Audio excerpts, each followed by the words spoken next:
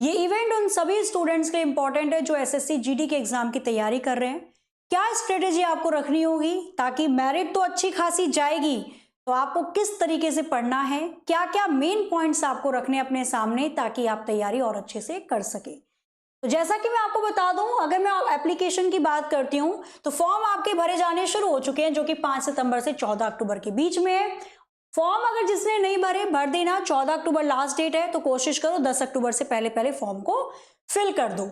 अगर किसी प्रकार की कोई गड़बड़ हो गई है तो करेक्शन डेट होगी 5 नवंबर से 7 नवंबर की करेक्शन डेट है। एग्जाम जो होगा एसएससी जीडी का वो जनवरी फरवरी 2025 में होने वाला है। इसी के साथ अगर मैं बात करती हूँ टोटल नंबर ऑफ वैकेंसी के बारे में, तो टोटल जो वैकेंसी निकली है वो लगभग आपकी 39,481 पद पे वैकेंसी आपकी निकाली गई है एसएससी जीडी के द्वारा।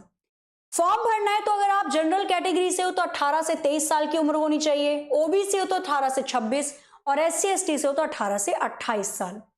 अगर आप 10वीं पास हो और आयु इस एज में है, मतलब इस एज ग्रुप के अंदर है, तो आप फॉर्म को इजीली फिल कर सकते हैं। अब करते हैं हम बात स्ट्रेटजी के बारे में। तो देखो एसएससी जीडी में केवल एक ही पेपर होता है, सीबीटी होता है, ऑनलाइन पेपर होता है, कंप्यूटर बेस्ड टेस्ट होता है, जिसमें आपके रीजनिंग के 20 क्वेश्चन आते हैं, 40 नंबर की रीजनिंग हो गई, जिसमें आपके जीके के 20 क्वेश्चन आते हैं, 40 नंबर की जीके जीएस हो गई, मैथ्स के 20 क्वेश्चन, 40 नंबर की मैथ्स हो गई, और इंग्लिश या हिंदी के 20 क्वेश्चन आते हैं, 40 नंबर की इंग्लिश या हिंदी हो जाती है।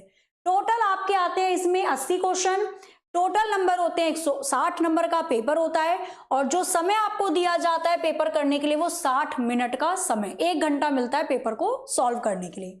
कंप्यूटर बेस्ड है, सीबीटी है। पेपर जो आपका होता है वो अंग्रेजी और हिंदी के साथ साथ, इंग्लिश में तो आएगा ही, हिंदी में भी आएगा, साथ में 13 अन्य आपकी भाषाओं में भी पेपर अब दिया जाने लग गया है, जिसमें आसामी, बंगाली, गुजराती, कन्नड़, कोंकणी, मलयालम, मणिपुरी, मराठी, उड़िया, पंजाबी, तमिल, तेलुगु और उर्दू शामिल है। नेगेटिव मार्किंग होती है, नेगेटिव मार्किंग 0.25 की है। अगर आप कोई क्वेश्चन सही करके आते हो तो एक क्वेश्चन के आपको 2 नंबर मिलते हैं, और अगर आपने कोई क्वेश्चन गलत कर दिया तो 0.5 की नेगेटिव मार्किंग है। 1/8 की नेगेटिव मार्किंग जीडी के अंदर इस बार की गई है। अब आते हैं हम स्ट्रेटजी पे। तो देखो मैंने आपको बताया इसमें 4 ही सब्जेक्ट आते हैं। इसमें आता है आपका रीजनिंग।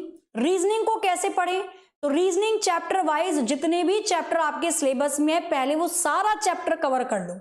आप में से कुछ बच्चे पहली बार पेपर देने जा रहे हैं, उनको सारा चैप्टर पहले पढ़ना है।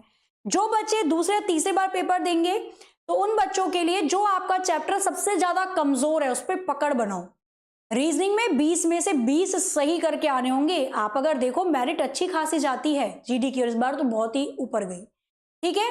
तो सारे आपको चैप्टर अच्छे से पढ़ने हैं। उसके बाद आप लगाओगे एसएससी के प्रीवियस ईयर के क्वेश्चन, थोड़ा पैटर्न समझ में आ जाएगा और बहुत अच्छे से स्पीड भी बढ़ जाएगी।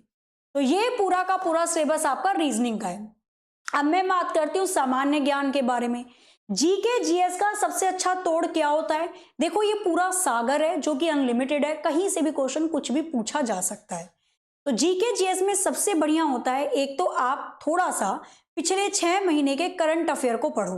अब करंट अफेयर को केवल ये नहीं, ऐसे नहीं पढ़ना कि भाई सारी न्यूज पढ़ रहे हो, आपने तैयारी की है, नहीं भी की है तो केवल वो चीज पढ़ो जो एक गवर्नमेंट एग्जाम की तैयारी करने वाले बच्चे को पता होना चाहिए कि हमारा कोई अगर सम्मेलन हुआ है क्या क्या पॉइंट्स आए।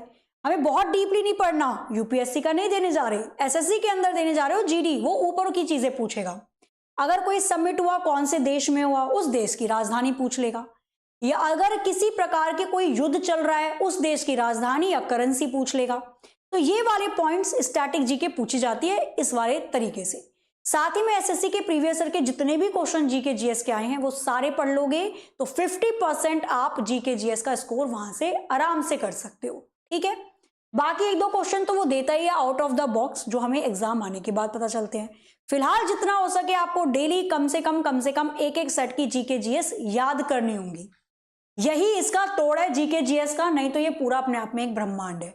मैथ्स की अगर मैं बात करती हूँ तो रीजनिंग मैथ्स दोनों का मूल मंत्र एक ही है, सारे चैप्टर को अच्छे से एक बार कवर करना है, फिर आपको डेली सेट लगाने हैं इसके।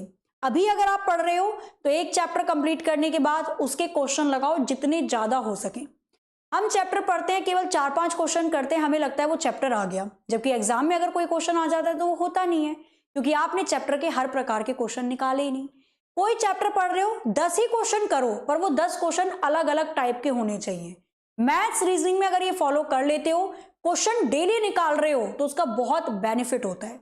कई बार थ्योरी पढ़ते रह जाते हैं, क्वेश्चन निकालते हैं नहीं, समझ में नहीं आता कि पूछेगा कैसे। ठीक है, पूरा सिलेबस कवर करके उसके बाद अगर मैं इंग्लिश हिंदी की बात करती हूँ, तो इंग्लिश हिंदी ये मान के चलो 50% तो हम सभी ने बचपन से लेकर अब तक जो पढ़ी है वही पूछी जाती है। 50% आते हैं नए क्वेश्चन। अब नए क्वेश्चन कहाँ से आएंगे? जो यहाँ पे गद्यांश या पद्यांश पूछेगा वो तो इजीली आप निकाल लोगे। इसमें क्वेश्चन बनता है वर्तनी त्रुटि से, कोई स्पेलिंग दे देगा, बोलेगा बताओ कौन सी गलत है। या क्वेश्चन बनता है सिनोनियम एंटोनियम से, आपसे विलोम शब्द या समानार्थक शब्द पूछा जाएगा, या फिर वन वर्ड सब्स्टिट्यूशन, अनेक शब्द के लिए एक शब्द पूछा जाएगा। तो इंग्लिश और हिंदी में भी आपको, ये तो थ्योरेटिकली मैं बोलूंगी कि आप थ्योरेटिकल पढ़ो, जो भी आप चैप्टर पढ़ रहे हो थ्योरी के साथ उसको कवर कर लेना, वहीं से क्वेश्चन पूछता है। इंग्लिश के लिए जो आपके 100 गोल्डन रूल्स हैं ग्रामर वाले, उनको जरूर पढ़ लेना, इंग्लिश का कोई क्वेश्चन बाहर नहीं जाता उससे। ठीक है, हिंदी में भी सेम ऐसे ही है, जब आप पूरा चैप्टर कवर कर ही लेते हो तो सर्वनाम, संज्ञा, वर्तनाम ये सभी पूछता है आपसे। क्लियर? तो ये तो थी पूरी स्ट्रेटेजी की बात, किस तरीके से आपको कौन सब्जेक्ट लेकर चलना है। जो सब्जेक्ट आपका सबसे ज्यादा कमजोर है उसको थोड़ा सा ज्यादा टाइम देना है। साथ ही में एग्जामपुर को अभी 2 अक्टूबर को 6 साल पूरे हो गए हैं, तो इस 6th फाउंडेशन डे पर एसएससी जीडी का जो हमारा सलामी बैच है वो आपको मात्र 199 रुपए में दिया जा रहा है। 199 में आपको ये सलामी का बैच मिल रहा है, जिसकी अवधि 2 अक्टूबर से 8 अक्टूबर है। 8 अक्टूबर से पहले अगर आप लेते हैं तो ये आपको 199 का मिलेगा। बैच की क्लास 10 सितंबर से शुरू हो चुकी है, 12 साल की वैलिडिटी है, डेली 6 से 7 घंटे इसमें हो रही है। पीडीएफ आपको मिलेगी, डीपीपी मिलेगी, करंट अफेयर की भी और टेस्ट सीरीज की भी सुविधा इस बैच में दी जा रही है। एसएससी जीडी सलामी बैच के अंदर आपको ये टीचर्स पढ़ा रहे हैं, विवेक सर स्टैटिक जी के, मैं रीजनिंग पढ़ा रही हूँ, Vipul sir maths, Abhishek sir Hindi, Suyash sir history, Harendra sir polity, Vinish sir geography, Rajnish sir science और आचर मैम इंग्लिश। सारे सब्जेक्ट इस बैच में आपको मिल जाएंगे। ठीक है, 10 सितंबर से स्टार्ट हो भी चुका है। साथ ही में एक लेना कैसे है, तो नीचे डिस्क्रिप्शन में लिंक है, वहां से भी आप ले सकते हो बैच को। पट्टी आ रही है, उस पे नंबर है, यहां से ही बैच मिल जाएगा। एग्जामपुर की ऐप को प्ले स्टोर से डाउनलोड करोगे, वहां से भी बैच को परचेज कर सकते हो। अगर आप किसी भी एग्जाम की तैयारी कर रहे हैं और आप चाहते हैं रीजनिंग को एक बार बहुत ही अच्छे से निचोड़ के समझना, तो मैं आपके लिए लेकर आ रही हूं एग्जामपुर प्लेटफॉर्म पे रीजनिंग की एक बिल्कुल नई ब्रांड न्यू बैच। इसका नाम हम रखेंगे रफ्तार 2 या 2.0, क्योंकि रफ्तार रीजनिंग का पहला बैच मेरा आया था, जिसमें पूरा ही डिटेल में मैंने पढ़ाया, काफी सारी क्लास और बहुत डिटेल के अंदर हमने चीजों को पढ़ा था। डेली उसमें कम से कम मुझे याद है एक टाइम पे 5-5 घंटे भी क्लास लगाई थी, जब एग्जाम बहुत नजदीक आ गया था प्रैक्टिस के साथ। ऐसा ही हम कुछ इस बैच के अंदर भी करने वाले हैं। तो रीजनिंग, स्पेशल रीजनिंग पूरा 100% 0 से 1 तक कैलकुलेशन के साथ, अगर आप रीजनिंग लेना चाहते हैं तो रीजनिंग का बैच ले सकते हैं। क्लासेस इसकी 8 अक्टूबर से शुरू होंगी। अगर 8 अक्टूबर से पहले आप स्पेशल रीजनिंग का बैच लेते हो तो ये 249 का आपको मिलेगा, बाद में फीस बढ़ जाएगी।